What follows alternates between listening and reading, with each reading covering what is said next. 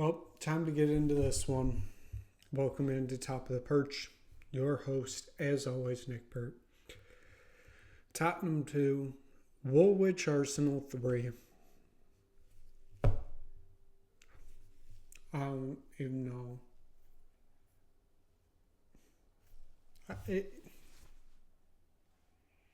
It's so annoying because you both saw it coming from a mile away and also expected a completely different result too. It's just, we gave the game away. We gave the game away, plain and simple as that. We put on one of the runs of all time at the end. We almost did it, at least to get a draw, but just another day. Just another day being a Tottenham supporter. This was, I guess let's just start with the recap of this one. Postecoglou makes 3 changes to the side from the team that lost 4-0 at Newcastle last week. It was Davies coming in for Udogie. Well, actually, Newcastle game was 2 weeks ago. We didn't play last week. Doesn't matter. Davies comes in for Udogie, who is out the rest of the season with some type of injury that he had to have surgery on. Højbjerg comes in for Bissouma, and Kulusevski comes in for Brendan Johnson. Seeing Højbjerg in the starting 11, that was my first moment of, it's going to be one of those games. He's going to do something to affect this game. And boy, am I not going to be happy about it. First 10 minutes of the game, Tottenham kind of controlling possession because Arsenal was going to play that kind of mid-low block this whole game. It felt like if they were going to score, it was going to be on opportunities given to them. They weren't going to go out and chase them because that formula works against Tottenham. First 10 minutes, not terrible. Tottenham controlling possession. Didn't really have like a huge major opportunity, but they were being consistent with it, at least trying to get balls into the attacking third. We get to right around the 11th minute. There was a free kick in there. Curls over the bar. It was blocked, or no, it was supposed to curve to the wall. It was blocked by the Tottenham wall. We get to the 13th minute. It was Odegaard. Believe he was right in between the center backs. Gets it in. Gets it to Havertz, who puts it behind the net, but Odegaard was offside, so the flag was up there. 2 minutes later, corner kick for Arsenal. Saka whips it into the near post. Tomiyasu's there. Højbjerg is actually there, though. His head gets to it, and he heads it into the back of the net. It's 1-0 to Arsenal. 15 minutes in on an own goal from Pierre-Emerick Højbjerg. Like I said, when I saw him in the starting 11, I knew it was going to be one of those games. Did I expect it to happen in the 15th minute? No, but here we are. It happens.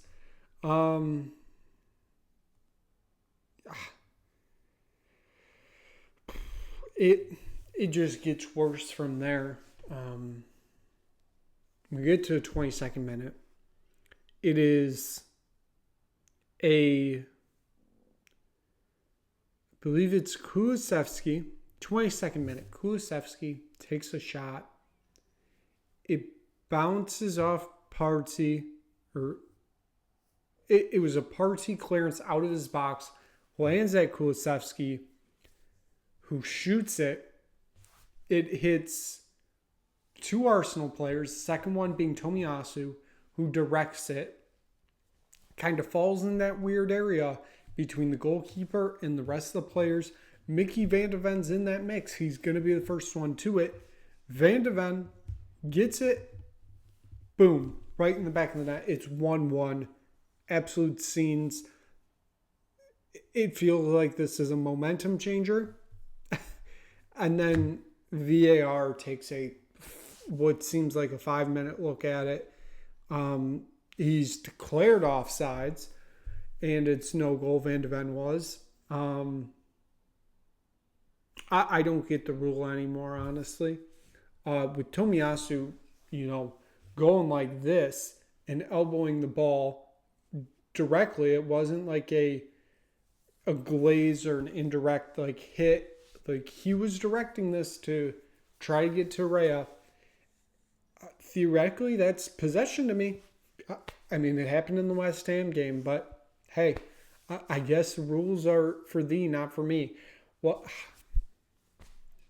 Tottenham back to 1-0 down, and that wasn't going to be the only controversial ref call, because literally 3 minutes later, 26th, 27th minute, Kulusevski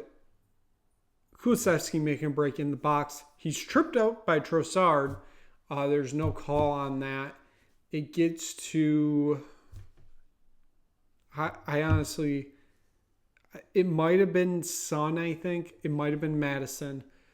But it takes a deflection. Arsenal go on the counterattack. Saka's the one that ends up with the ball. Ends up one-on-one with Vicario and puts it in the back of the net. And just like that, it's 2-0.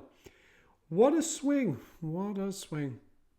Of course, VAR goes to check if that is a foul, which he was very much tripped up in the box. Yet, we're good.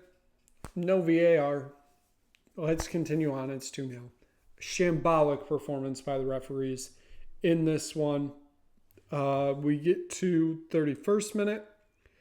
Timo Werner gets subbed off for Brendan Johnson. It looked like some type of leg injury. Hopefully that's not super serious. 38th minute. Kai Havertz scores a third. It's 3-0. And we go into halftime, and I wanted it to be over at that point. I'm like, this is dumb. Why are we doing this? The sport, it gets to you sometimes. It really does. Tottenham,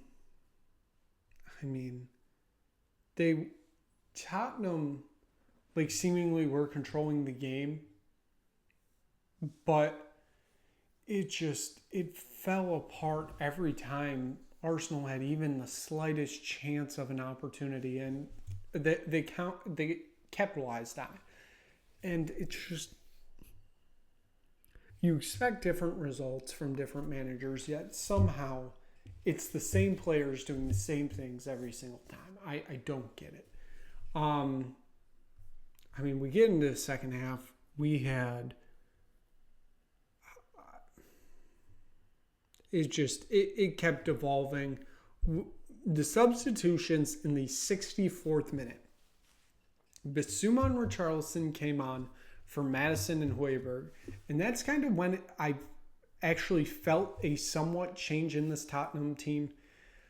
Merely a minute or two right after these substitutions, Christian Romero, on a just poor pass from Rhea, gets it right outside the box. He shoots it, puts it in the back of the net. It's 3-1. Tottenham kind of feel like they have at least a slight bit of momentum. You see a pep in their step, try and chase that second so they can try to chase that third and at least try to get on equal terms here. It kind of fizzles out a little. There were a few opportunities in there, a few posts hit. But Arsenal, they kept getting the counterattack, and it's like, oh no, here we go again.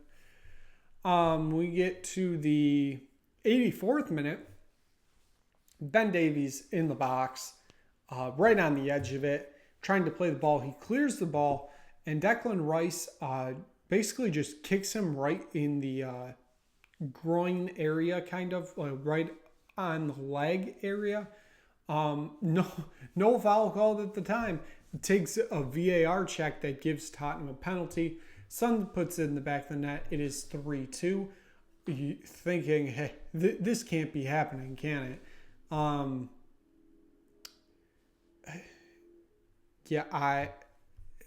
There were a few opportunities in there, especially right as we got to the 95th minute, the final minute of stoppages. Tottenham had a corner. Felt like, oh, can they do it? Nope. Gets cleared out of the box. Arsenal walk away with a 3-2 victory in this one. It's just sometimes. It really... I knew they weren't going to get the equalizer, but just getting to that point, being in that extra time, you just have that feeling like, hey, can we do this? Are we really going to get there? And then just falls apart. Let's take a look at the stats. It's something. Tottenham 62% of the possession today. They had 15 total shots today with only 2 of them being on target. That is just a awful conversion rate. Now, Arsenal's not as great either. 9 total shots with 3 of them being on target. And of course, the 3 shots that are on target, 2 of the 3 on target were goals. The third of their goals was an own goal. So, yeah. Shots in the box, or the in-out box split, I should say. Tottenham were 10 in, 5 out, compared to Arsenal's 8 in, 1 out. The expected goals really gets me because 2.42 against 1.03. It just, how does this happen? Come on, guys. Like, we had the opportunities, but we put 2 total shots on target, which were both of our goals somehow. How do we not get any of our other 13 shots on target? Like, how?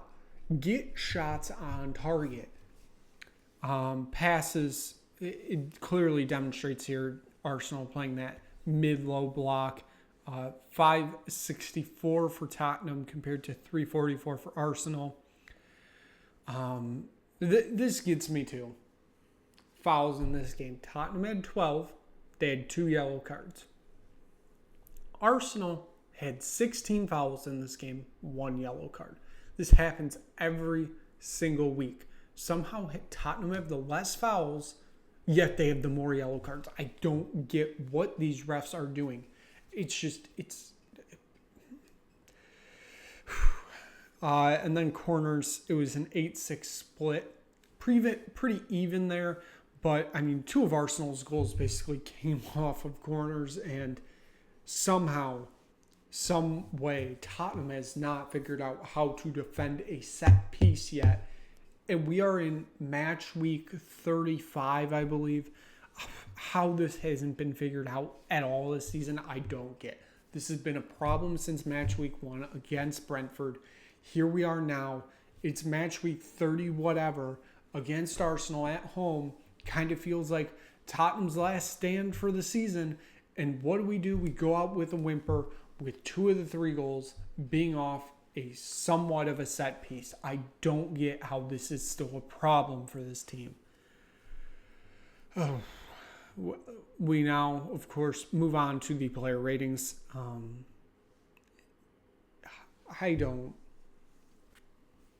There are some players in here that should have had a lot better game, especially given the circumstances, and just didn't do that. Son, one of them. He earns a 6.9. And a lot of that is because of the goal. A disgusting performance from him today, honestly. It was not great. He was not there most of the time. That's just, no. It's so annoying. He should be showing up in these moments, yet he doesn't. In this game, at least. Timo Werner, I don't know why it's showing he had an assist because he wasn't even on the field for the first goal of the game, I guess. Here's a 5.6, just basically because he only played a half hour in this game. In that half hour, he didn't really do a ton, honestly. He didn't. But, hey, here we are. Not great. Madison, my gosh. This man, since, February, has been just abysmal. I have not seen a good game from him in quite a while. That it is a little bit worrying because, hey, we paid a lot of money over the summer for him, and he has just completely fallen off the map. It is just, I don't know. Not great. It is not great at all. I'd like to see a much better performance from him soon, because that would be nice. We kind of need a player like him to show up in these big moments. Dejan Kulusevski, I think he was one of the better players on the field this game. I know he has had many questions about him these past few weeks. He had a pretty decent performance in this game, and I was happy with that. We get to the second part of this midfield. It's just laughable of how bad it was. Bentancur, he's almost on the same level of Madison. I haven't seen a good game from him in months. Højbjerg was thrown into the starting lineup for some forsaken reason. Don't know why. Bentancur earns a 5-4. Højbjerg earns a 5-1. He puts the first goal of the game in the net, except it's the wrong net. Ben Davies, he earns 7.0. He's not going to be Udogie. And he's not going to be Udogie for the rest of the year, if we're honest. So, 7.0, I thought it was good enough. Obviously, it wasn't good enough to keep, 2 of the 3 goals out of the net. But, hey, here we are. Mickey van de Ven, he also earns a 7.0. Some of his chase downs on breakaways really helped his score here. I didn't think he had an outstanding game, but it certainly wasn't the worst thing I've ever seen. It just wasn't. It could have been better. Could have been worse. Christian Romero earns the player of the match, or man of the match, whatever you want to call it, for me at least, of his Tottenham side. You can tell why he's one of the best center backs in the world by this game alone. He, at some points, looked like the only player out there actually trying to make a difference in this team. He has that World Cup winning mentality. It's just, I wish other players had the mentality he did. He didn't get in a lot of trouble today. Kind of surprising, but he didn't, which is good. He obviously gets the first goal for Tottenham of this game. I really like the future of this back line. It's just, I do wish I saw a little bit more from Van de Ven today. I still trust this back two. Romero is still a world-class player. Porro earns a 6.9. Wasn't outstanding today, honestly. It could have been better. Could have been a lot worse, though. Vicario, 6.8. It's a 50-50 split, kind of. I feel like he could have done a little bit with the goals that were put in. I feel like also there was nothing that he could do. It's kind of a split there, but here in 6.8. Brendan Johnson got subbed down in the 31st, earns a 6.1. He really didn't have a huge effect on this game, but he also didn't have a negative effect either. So I guess that's a positive. Sarr and Richarlison, I both gave him 7.2s. Sarr felt like when he came on for, I believe it was Højbjerg, or it was Bentancur at half. He came on for Bentancur at half. You kind of felt a little bit of the momentum changing. You didn't feel a huge change, but it felt like it was a change that was needed at half. Richarlison and Bissouma, I'll put them both there because they both came on in that 64th minute and kind of felt like the momentum changed. I felt a lot more of that said on Richarlison than it did Bissouma, so that's kind of why Richarlison got a 7.2. Lo Celso earns no score because he got subbed on in the 88th minute as we were chasing an equalizer. Obviously did not get that. So yeah, that was fun. Postecoglou earns a 6 because it seems like he does not want to address this team not being able to defend a set piece. There's been no improvement this season. I don't get why we're not changing anything. I get that we're almost near the end of the season. But, yeah, it is what it is. So, yeah, Tottenham lose this game. They currently sit in 5th place in the Premier League. They are 7 points behind Aston Villa. Aston Villa have played 2 more games than Tottenham. So that race for that final Champions League spot looks like it might be coming down to the last day. Who knows? It might not. Tottenham have 5 games remaining this season. First one of them being on Thursday. They play at Stamford Bridge. That's always a just absolutely thrilling matchup. I'm so excited for that one. And guess what? What's waiting for us on Sunday? It's a trip to Anfield. I'm so thrilled for that. So yeah, it's going to be a fun week. This is a week from hell. Starting with this game, we go to Stamford Bridge on Thursday, to Anfield on Sunday. This is going to be absolutely disgusting, the football that we're about to see this week, because I feel like it's not going to get any better, honestly. So given that, that's going to wrap it up for this episode of Top of the Perch. Thank you so much for watching. If you just stumbled across this video, click like, click subscribe, tell anybody you know about it.